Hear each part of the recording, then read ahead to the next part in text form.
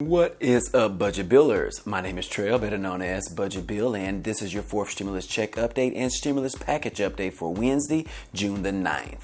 Hello, everyone, and happy Hump Day. I have a few huge announcements to share with you today regarding the monthly stimulus checks. Also, the IRS stated on Monday that they are sending out 36 million letters to families that are more than likely to receive a monthly stimulus check. We also have an update on the fourth stimulus check and where we currently stand, which is some good news to share with you as well. Right now, it seems like everyone is pointing the finger at Joe Manchin for appearing to be against his own party. Also, the Democrats have decided to vote again on the investigation of the January 6th Capitol attack. Not sure if they think a second time is a charm or not, but we'll just have to see how that turns out. Also, President Biden has come to the end of the road within his efforts in getting bipartisan support for now. So, what is his plan B for getting the fourth stimulus bill passed?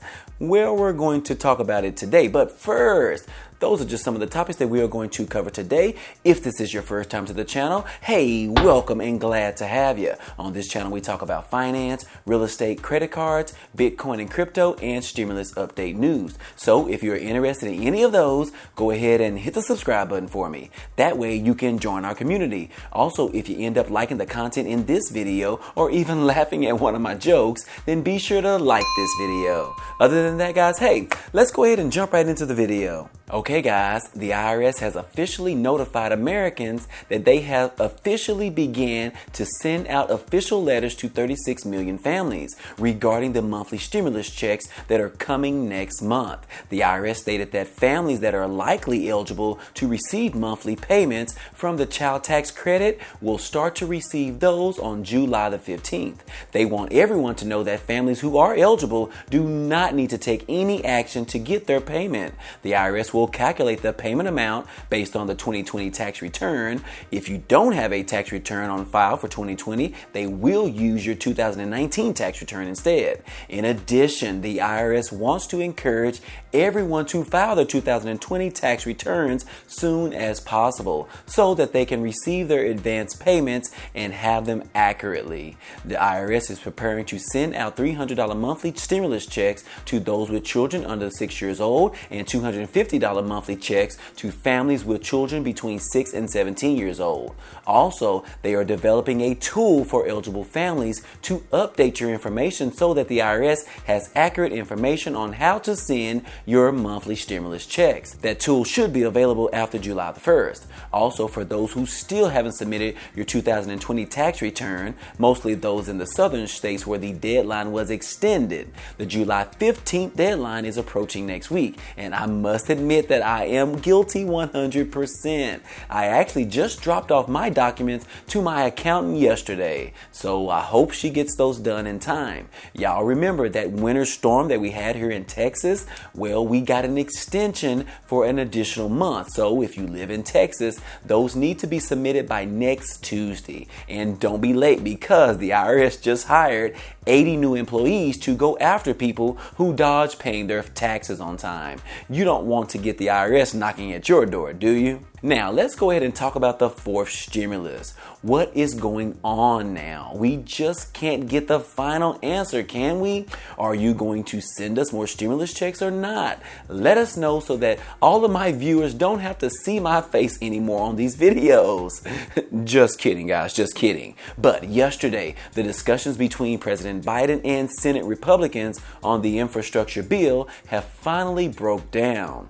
How many times have we said on this channel that Biden needs to stop trying to negotiate with these folks? It will never work. They only care about themselves and their pocketbooks. The Biden administration said that the talks with the GOP has collapsed amid their irreconcilable differences. Sorry about that word, but of course there are differences, guys. Come on. You got the president wanting to spend more money on this country and for the people of this country for improvements, as well as help people get out of poverty. And then you have the Republicans wanting to spend more money on military and wars while fighting in another country. These differences have remained the same for a very long time. Nothing different. Even Mitch McConnell told us a few months back that his main objective was to stop the president from doing anything. But President Biden continued to try and make peace with everyone, and it just won't work, guys. Well, now President Biden realized that, and he is ready to let it go. Now that the White House is ready to shift its focus to bipartisan senators in hopes of forging a deal that can overcome a filibuster. This will allow them to make the changes to spending and tax laws without having Republican support. Now, Bernie Sanders said, given the crisis that we're facing right now, the Republican proposal is totally inadequate and we've got to go forward, adding that the Republican plan doesn't address climate change, housing, healthcare, and childhood poverty. So now, the bipartisan group of senators are accelerating their work and hope to present it very soon. The White House is also reviewing another bipartisan proposal from the House Problem Solvers Caucus, which is good because we have seen promising action from them in the past. So even though the bipartisan discussions with the GOP failed, the good news is that President Biden is finally ready to move forward without them, which means to possibly pass the next stimulus bill using the budget reconciliation process as they did with the American Rescue Plan. So we'll just have to see how this all turns out. But last but not least, the Democrats have decided to have another vote on whether they should investigate the January 6th attack on the Capitol. Not sure if they think the second time is a charm or not, but apparently there was a new report that came out about the security failures ahead of January the 6th. And also the FBI released new footage of officers being assaulted. So as a result, the Democrats want to take another shot at exactly how it all went down and who participated or assisted the attackers on that day. So if they are able to get more votes in favor of an investigation, this could bring more trouble to the GOP and their role that they played, if any, in that attack. So far, everyone is being hush about the entire topic. Mitch McConnell has stated that he is against an investigation and wants to move forward in the future. He wants to erase his memory of everything related to former President Trump as fast as possible. And now let's go ahead and talk about the world of crypto Bitcoin news.